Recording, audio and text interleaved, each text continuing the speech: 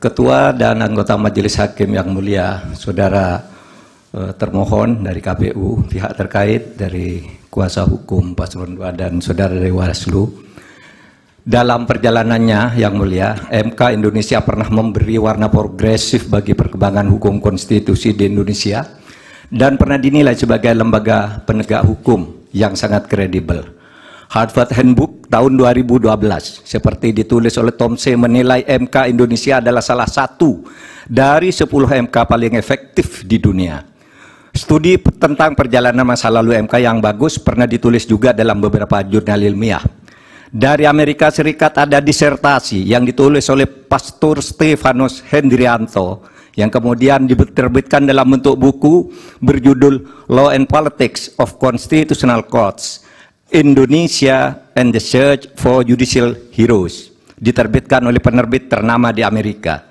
Dari IAIU Malaysia lahir disertasi karya Iwan Satriawan, Role of the Constitutional Court in Consolidating Democracy in Indonesia. Ada juga disertasinya Rifli Harun tentang hukum dan sengketa pemilu. Apresiasi terhadap MK Indonesia dalam keberaniannya membuat landmark decisions muncul dalam berbagai makalah forum ilmiah, jurnal akademik, dan berbagai media.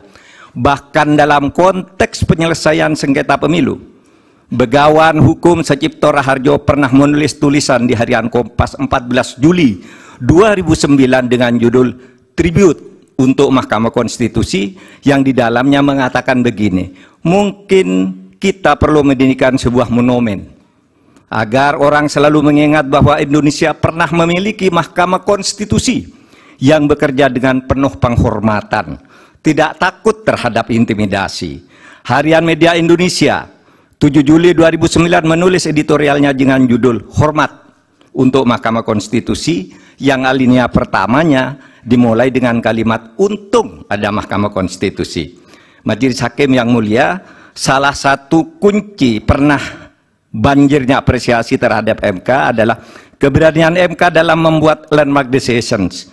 Keputusan monumental dengan berani menembus masuk ke relung keadilan substantif sebagai sukma hukum, bukan sekedar keadilan formal prosedural semata.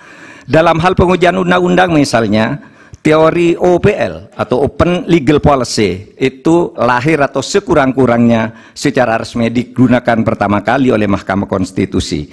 Dalam hal pelaksanaan pemilu, MK memperkenalkan pelanggaran TSM yang kemudian diadopsi di dalam tata hukum kita. Mahaguru Hukum Tata Negara Profesor Yusril Iza Mahendra saat ikut menjadi ahli pada sengketa hasil pemilu 2014 dan bersaksi di MK pada tanggal 15 Juli mengatakan bahwa penilaian atas proses pemilu yang bukan hanya pada angka harus dilakukan oleh MK. Pandangan ini bukan pandangan lama, melainkan pandangan yang selalu baru, yang justru terus berkembang sampai sekarang. Menjadikan MK hanya sekedar mahkamah kalkulator, menurut Pak Yusril, adalah justru merupakan pandangan lama yang sudah diperbarui sekarang. Di berbagai negara judicial activism banyak dilakukan oleh Mahkamah Konstitusi maupun Mahkamah Agung. Beberapa negara membatalkan hasil pemilu yang dilaksanakan secara curang dan melanggar prosedur seperti Australia, Ukraina, Bolivia, Kenya, Malawi, dan Thailand serta beberapa negara yang satu disebut ada Belarusia yang dinilai sebagai shame institution atau institusi pengadilan palsu karena selalu diintervensi oleh pemerintah.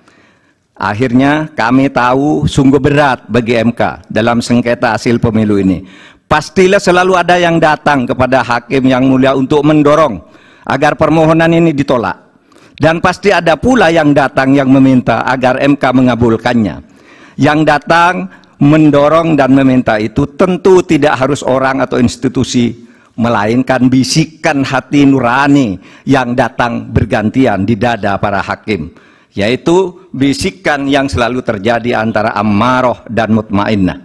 Saya memaklumi tidak mudah bagi para hakim untuk menyelesaikan perang batin ini dengan baik. Tetapi akhirnya kami berharap MK mengambil langkah penting untuk menyelamatkan masa depan demokrasi dan hukum di Indonesia. Jangan sampai timbul persepsi bahkan kebiasaan bahwa pemilu hanya bisa dimenangkan oleh yang punya kekuasaan atau yang dekat dengan kekuasaan dan mempunyai uang berlimpah. Jika ini dibiarkan terjadi, berarti keberadaan kita menjadi mundur. Kami berharap agar Majelis Hakim MK dapat bekerja dengan independen, penuh martabat dan penghormatan. Bagi kami yang penting bukan siapa yang menang, siapa yang kalah.